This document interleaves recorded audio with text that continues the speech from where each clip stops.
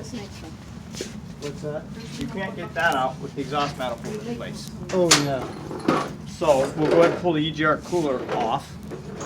So we need, Well, that one's an Allen wrench here. So we have to have an Allen wrench. Oh, you got it. I get it.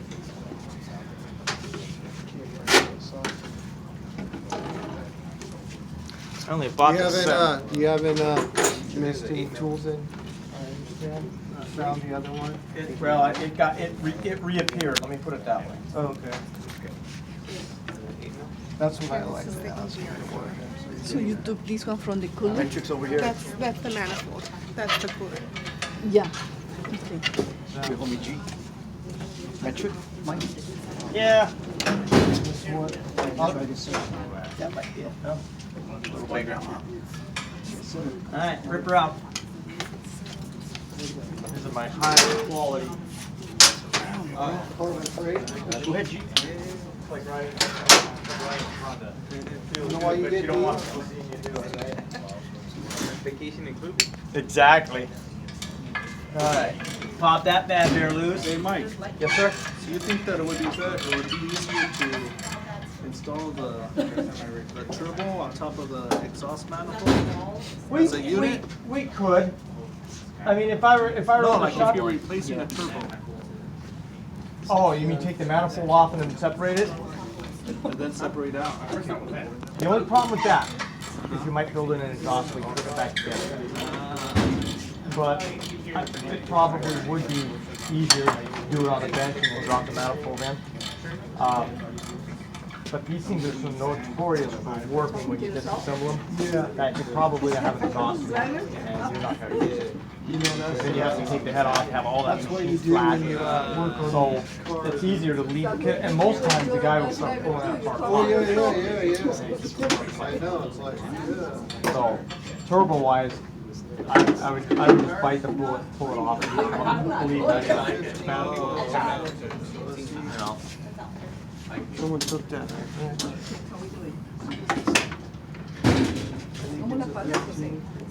Again, you guys are killing me, man. Why are you using half-inch drive on that? I'm not using. Okay, so we don't Because have to. no, because you got it's easier clearance to get it in. Well, yeah, you can deliver more torque, but you know, on stuff that's like this. You know why? Because it's more two ratchets versus one.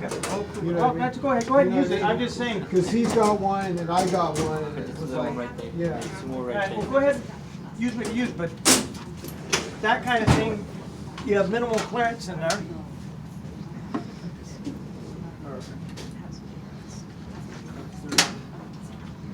I had a student one year, he kept using half-inch on this stuff, then he went to pull the bolts off the 3/8 drive on the head. I'm like, go ahead, have at it. You got it. Oh, it's easy. Keep it out of here, so it doesn't rub off on you. I put out the tools, someone puts away the tools. Oh, yeah. So that thing, I'm just gonna leave it in. I don't want it. Should I take it out? Should I? Yeah? Leave it in. Well, Leave it in? that's Leave it in? fine. Yeah, or take it out, go ahead. It's moving.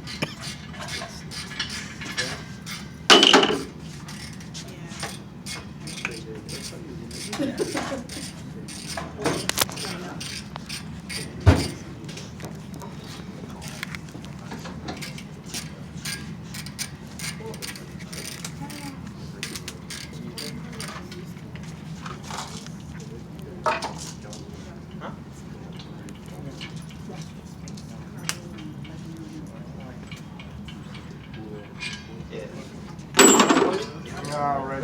Ooh, another one. Oh, it's easy. Looks like you take the front cover off. So now, when you look in here, if you gather around, you look over in here, Where did you put that? you can see my exhaust valves in their port. Okay. So there's the top of the exhaust valve. When you look in there. Or who else wants to look at this? Someone put that 17. Okay, those are the top of your exhaust valves. Now, this particular arrangement, intake, exhaust, intake, exhaust, intake, exhaust, intake, exhaust, so on and so forth. On some older Cummins engines, the L10s, it would go intake, exhaust, exhaust, intake, because they shared a common exhaust port. Okay? Now, I don't know of other engines that do that, but they may. So you want to pay particular attention to the valve arrangement, because if you're just going to assume it's intake, exhaust, you're going to set half the valves too tight. Okay? So this particular one is more traditional. You know, it repeats intake, exhaust, but there are a lot of the old Cummins still running around out there, M11s, M14s, that are intake, exhaust, exhaust, intake, intake, exhaust, exhaust, intake. And if you're not paying attention, you could damage the motor. Okay? So now we've got all the accessories off the head. This is the head, what you see sitting up here. Okay? This is what seals the top of my combustion chamber. Okay? This is the component with the valves, rocker arms, and valve springs that allows the engine to breathe. Okay? So the breathing's done at the top, the work's done on the bottom. Okay? Now, when we get into talking about top components, we'll talk about the importance of setting the valve lash correctly. Okay? The valve lash is set so when the engine's warmed up, there's no gap between the top of the valve and the bottom of the rocker arm. Okay? If we set it too tight, that valve's not going to close all the way. And we're going to have problems with it sealing, holding pressure, and we'll have a low performing cylinder. If it's set too loose, too big of a gap, we're going to spend a couple of degrees of rotation that the valve should be opening, making up the gap just to get the rocker arm to the valve. So we've shortened the breathing cycle. Okay? Is the lifters hydraulic or solid? They're solid. Okay. Okay? And we'll get into that when we pull those out. Yeah. Not today, probably. But, so you have a rocker arm shafts. These guys right here were the number, right? Like that. This guy here. Okay? And you have push rod tubes. That's these guys. Okay? The push rod tubes will go down into the block, and they'll ride on what they call a cam follower.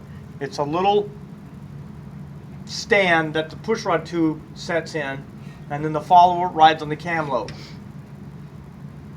Camshaft and all that. This is called an in-block cam, okay, or technically called a push rod motor, because it uses these push rods to work the valves. Okay. Now let's do this. We're going to pull these bolts loose. Yeah, I got it. Okay. And you're okay with the half inch on that? Oh no. No, okay. Need a big boy. Hey, we're not allowed in that toolbox, right?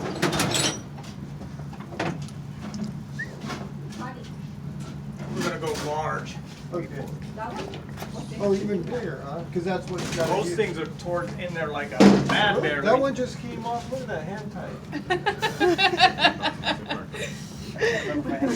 Maybe I didn't have the guy. Because I don't torque these to spec because I don't want to destroy my thread. Yeah, these things are cluttered. That's fine. Cool. Even easier. Now I want you to leave two of those in place. You can take the rest of them out. Yeah, I'm gonna leave one. I'll just loosen it. I'll have you guys, when we reassemble this, I'll have you Okay. guys torque Just a leave couple that of one these in. and you'll What see are it. those called? Head bolts. Head bolts. They secure the head to the block. Now, Mike, do me a favor. yeah. Lorraine, Leave a don't couple take. in. Leave a couple Leave in. a couple in. And here's why. These two? Yeah, go ahead and pull out the Because one. you're gonna get it loose first. the Well, head. no. If I take all the head bolts off that head, right? And let's say I get a road call. Oh, I gotta go. So I split. And the 20-minute road call turned into all day. And the motor's left unattended. There's a possibility that somebody's going to come in to your work area, and people are naturally curious, and they're going to see a handle, and the first thing they're going to want to do is turn it. And they're gonna turn this thing, and if that head doesn't have any bolts in it, it's coming off. Right?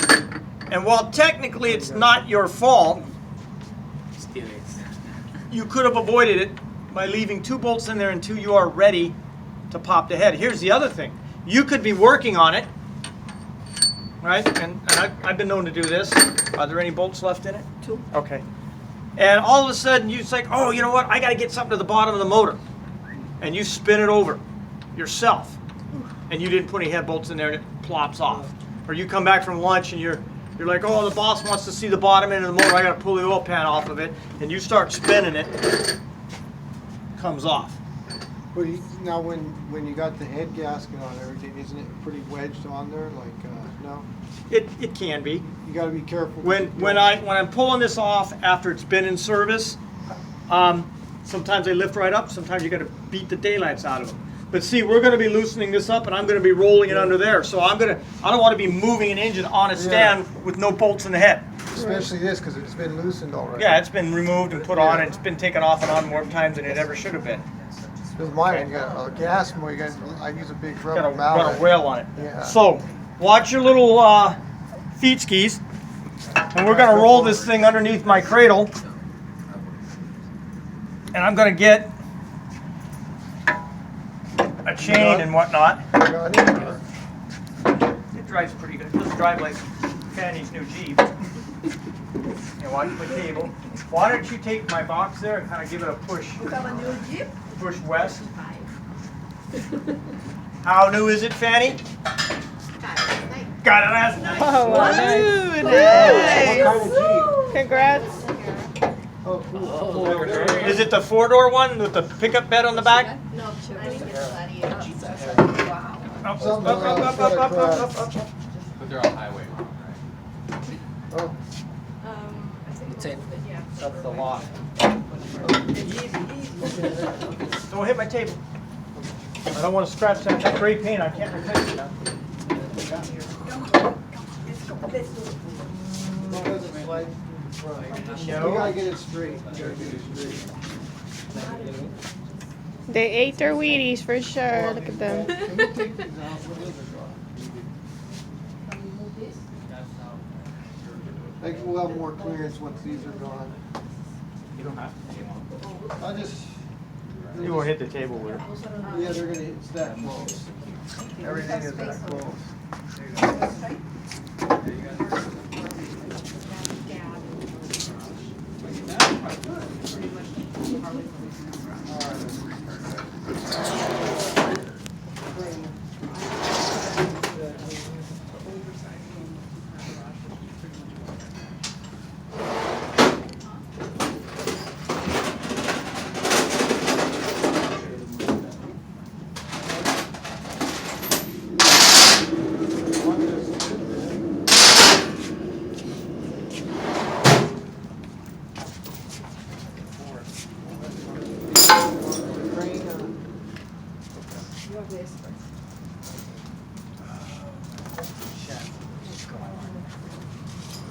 Lower it down a little bit. Bueno. Everything shackle has disappeared, so we're gonna have to put up. Oh, this sucks.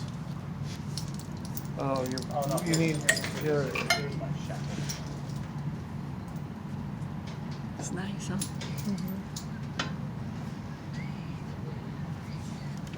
All right, here's something we're gonna do. Let's bring it down a little bit.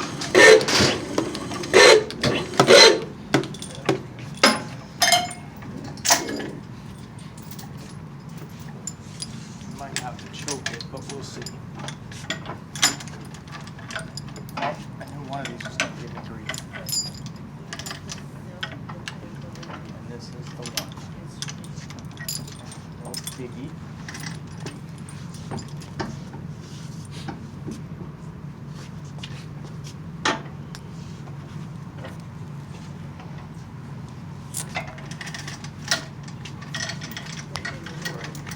So in the shop, it's not too nice, it's only some Oh yeah, we You just wanna make sure. That's dude. That's what I'm Besides, saying. the way it's situated in the bus, would be virtually yeah. impossible for two guys to lift this bad bear out. I'm not saying it couldn't be done, but they'd be OJI the next day, almost rest assured. So how many people are usually working on the engine? Like One, just one? one individual.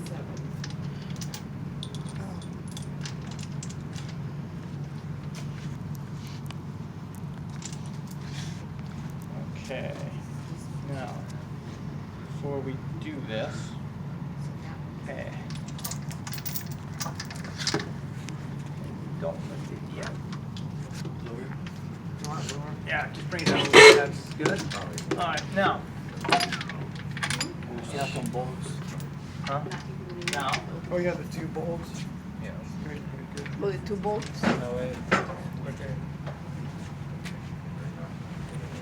Where's the back? These ones here, yeah, look at these, yeah.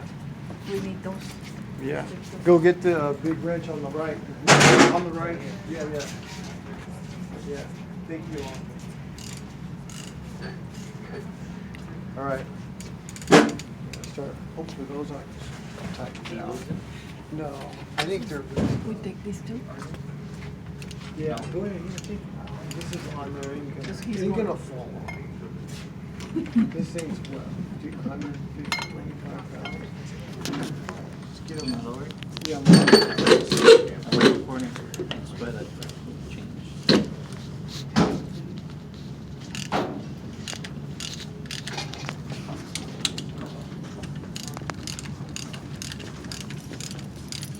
We're taking the other two ones. You forgot these two. yeah, we got them. We're on it.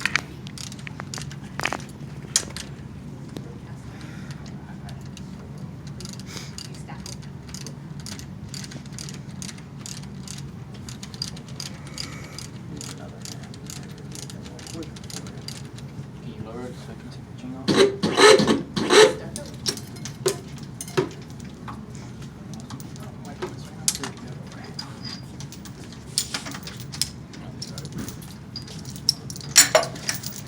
This one your way.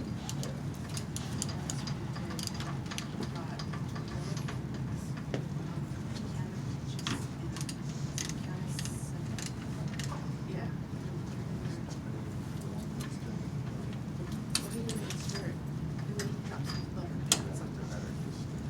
Looks like all the head bolts are the same size.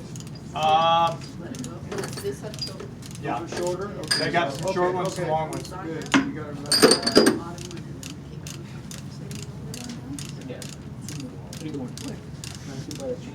Oh, I got, oh, this is the, Oh, you do that? you wanna get that one? Yeah. Okay.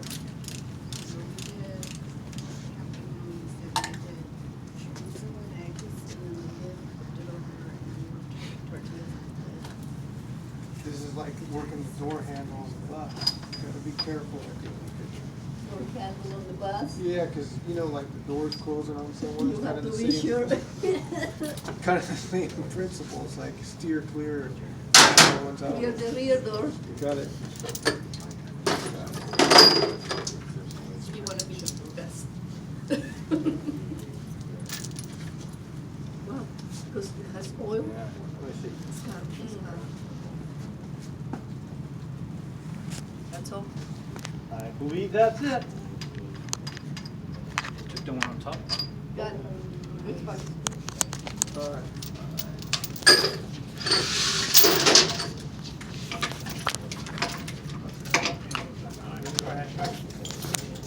All right, everybody clear? Okay, up. Looks like something's. What's left? Something's How about this? No. Oh, you guys didn't take these Some off. of the inside, yeah, right here. Go ahead and pull those bad bears out. These two? Yeah. Nope. No. We can leave that. That's Where? not going. Thought you guys there said. too. How about this? In here. Right here. See? Yank them bad bears off. It's a good design, man. Yep. Wait till you see how you gotta torque them, and then you have to do it 26 times. You got a crisscross pattern, right? There's a specific pattern, yes, there always is. Some manufacturers will have you actually remove the head bolts in a specific pattern so you don't warp the head. With Okay. all that tightness. Yeah, because if you just willy-nilly pull them out like we did, you Yeah. would run the risk Oh, of we warping missed- the head. Okay, and then once the head's warped, you either machine it or replace it, depending on how bad the warping is. And we'll talk about how you do that.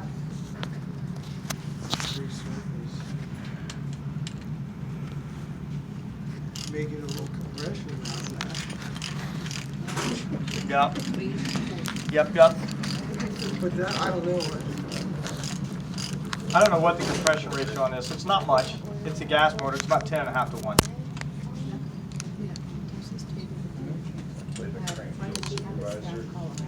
Y'all ain't got that head off yet. Don Payne.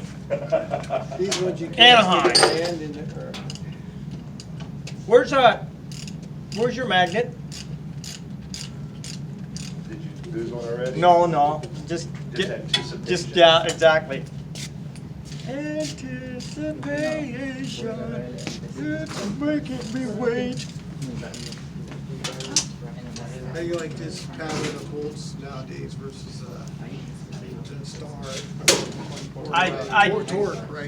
The nice thing about that is you can get a bite on it without having to swing a lot of degrees. So Oh, yeah. it seems to be easier. I see them all the time now. Yeah. All right. What are you guys trying to do? Get the bolts out of there? Yeah, you can't stick Put a little your hand piece of in that there. napkin on your socket. Oh, no, it's not that expensive. It will be easy with that. So just turn it. The speedy handle. Yeah. Can't get your fingers. There's more bolts down in there? Yeah. 26 of them. Whole herds of them.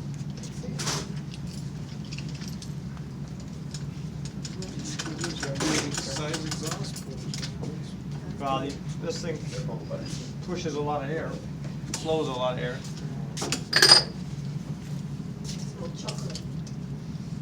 So this is gas. Gaseous fuel, they call it actually, because CNG is. Oh, CNG. Oh, Gaseous. so it's not a. Pinocchio, you lied. Just saying. Team will over. Yeah. If we weren't ready this president. You're gonna get us both fired, Matt. I don't think you're worried about it, are you? There you go. If it were only that easy. I would like to leave with all my. Can't get your hand in there. Even one that's. If they, oh, shit. If they kick me out, I don't get my sick pay. That's Lorena. Elena. I won't forget. You changed my name. That's right. It's not his driver's license he's using either. Yeah. You're in good standing. It's okay. We know by numbers, right? Right. You got them all, or you still got more? So I gotta be a little careful, I right? forgive you. So I forgive you. don't beat Mike with that. I What? shouldn't go. Don't beat my. Hi, I'm Joe Biden. He didn't do too well in the Iowa caucuses. Woo! Good job, dude. That's a good workout.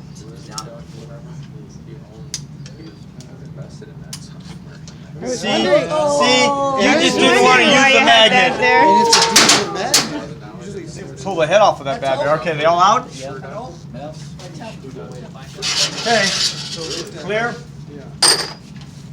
I'm gonna pull up, is that all right? Yep. Well, okay, up. Up. I'll push right. Okay, don't stop. No, I didn't. I saw it after the fact. I had watched it. Well, before we did that, what I was about to say. Watching a movie. That's right, Mike. That's right. What I was about to say is if you're going to reassemble, when you reassemble the engine, You wanna get and this you're head- gonna, hang on. When you if you're going to reuse components, like let's say we were gonna reuse those push rod tubes, what I would want to do is mark their exact location in the engine so I can install them back into their original position. Because those push rod tubes are worn to their rocker arms and they're worn to their cam followers. So you number them? Or You would number them intake 1, exhaust 2, 1, intake 2, exhaust 2, so on and so forth. All right, let's bring that head over here now. Okay. what we're gonna do is we're gonna set the head on block for a couple of reasons. One, if I'd left my injector nozzles in there and I set it flat on the ground, I've just wiped out about $1,800 worth of nozzles. Okay? Or if I leave my spark plugs in there, There's nothing under there. What are the ejector nozzles? that's on a diesel engine. That's what sprays the fuel into the compression chamber. Can I lower it? Yes, please, slowly. And what was the other thing that you didn't want to damage? Spark plugs. I'll have the spark plugs in it. But the spark plugs are in there, right? No. Okay, hold on a second, Mike. Okay, sure. All right, go ahead and set it down. Lower it down. You get over it. Down, down, down. Okay. Actually, lift it up for me. Those are cylinders. Pull that back. Lift it up. Okay, lower it down. Down. Oh, watch your fingers. They're here. Go. Give me more. Down. All right. Okay, this is your fire deck. Okay, so my spark plugs would come out here. These are my valves. This is my head gasket. Okay, so this seals the top part of my combustion chamber to the combustion chamber. Okay, the cylinders make the side of the combustion chambers, and the piston is the movable bottom of the combustion chamber. Okay, now these valves are operated by the rocker arms like we talked about earlier. The valves ride in seats. They have angles ground into them. They have an angle ground into the valve itself, and they have an angle ground into the valve seat. They're not the same angle. It's like 29.5 and 30 degrees. Because when the valve closes, I want it to wedge up in there to form a seal. If it were 30 degrees and 30 degrees, I would have a good possibility that gas could seep by the two seat and the valve and leak. All right? So this is what the bottom of the head looks like. This is what's inside the combustion chamber. So those circles are the valves. These circles are the valves. Okay? Okay, watch your fingers. You might want to take some, never mind. What were you going to say? I was going to say, you might want to put some tension on that before you flip it, but Oh. never mind. Raise it up. Watch your hand. Up more. Push my cart. Okay, down. Watch your hands. Oh, hold on a second. Take your hands off. Okay, down. Perfect. The bigger one, the intake or the exhaust? What's that? The bigger one is the intake or the exhaust? Typically, the bigger valve is the exhaust valve. And the smaller, typically, now I know Perkins diesel, it's a British engine manufacturer, they use the same side valve for both sides, intake and exhaust. So there's always the exception. Now, the exhaust valves, some engines will have what they call rotators on the exhaust valve. So every time the valve is pushed down, the rotator spins the valve in the head. It does this for a couple of reasons. One, which valve is going to have more carbon built up on it? The intake valve or the exhaust? The exhaust. The exhaust valve. Can carbon keep the valve from closing and sealing? Yes. Absolutely. Which valve is going to be exposed to more heat when it's open? The intake valve or the exhaust valve? The exhaust. The exhaust valve. So what these rotators do is when I push the exhaust valve down, it rotates the valve. Two reasons. One, helps clean the carbon off of it, and two, it keeps one area of the valve from being exposed to most of the heat all of the time. So it spreads the love, right? So that's why they have rotators on them. You won't need that on an intake valve because it doesn't typically get a lot of carbon built up on it, and when there's heat involved, it's already closed, so the seat and the face and the valve are all protected against the heat. Okay? This is that, Frank, this is the new one they gave me that's almost brand new. Yeah.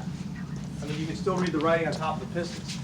Are these pistons dish pistons? These are, no, this is a design to aid in combustion.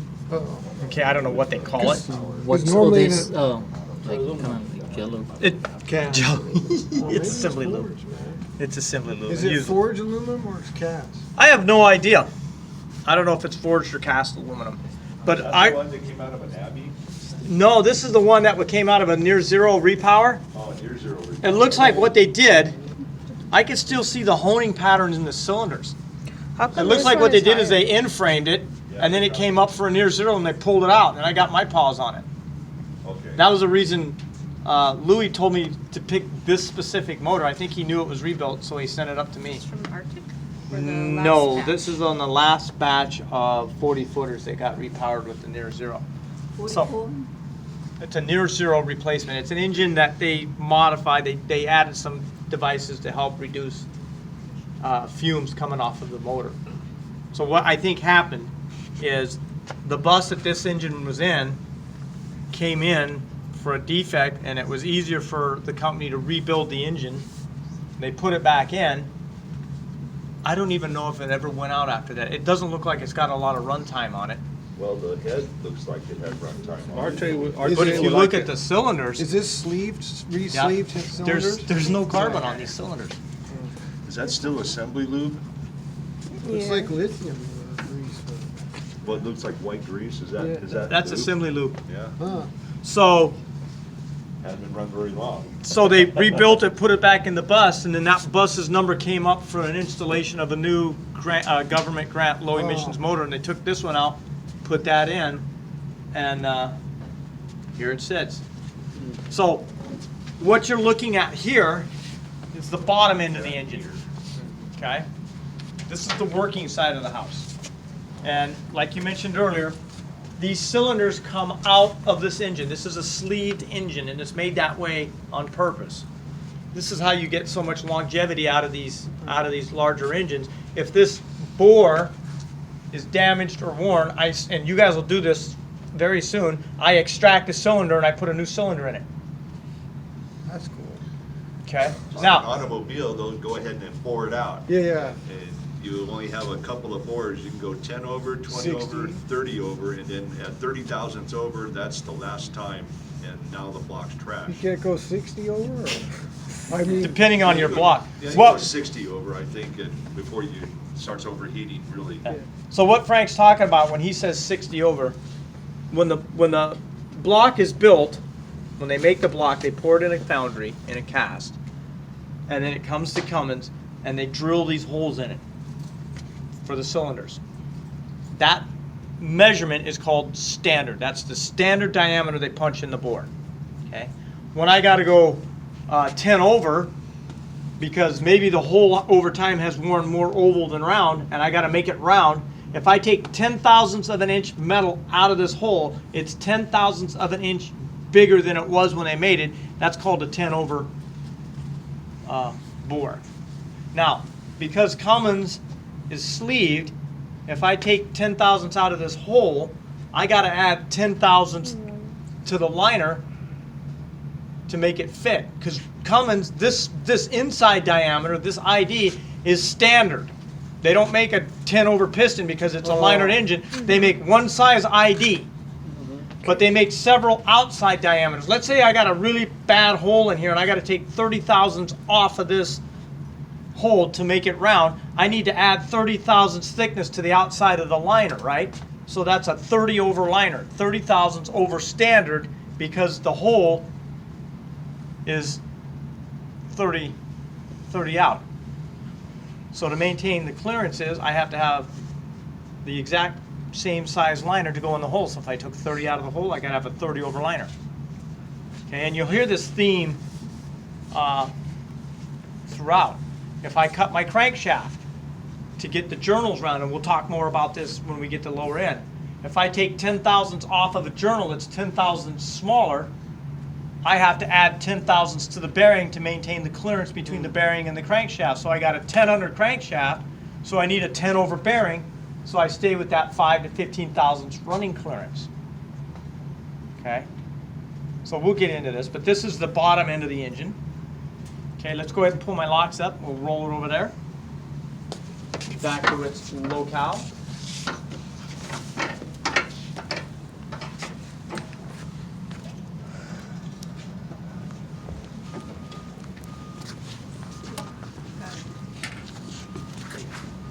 Tell you what, we'll roll over there and then we'll take a break. I kind of lost track of time here.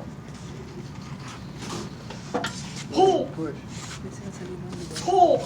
You're steering. Not too fast, there's a speed limit on the Watch out, floor. Mike. Take those bolts, I think, are. You just go that way because you have more space. Okay.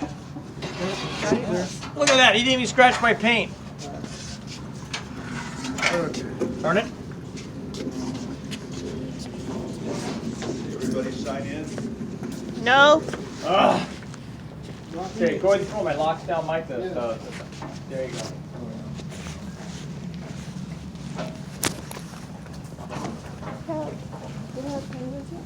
You didn't sign it yet? No. Oh, okay. All right, go ahead and take a break. Come on back about 9. How about you were just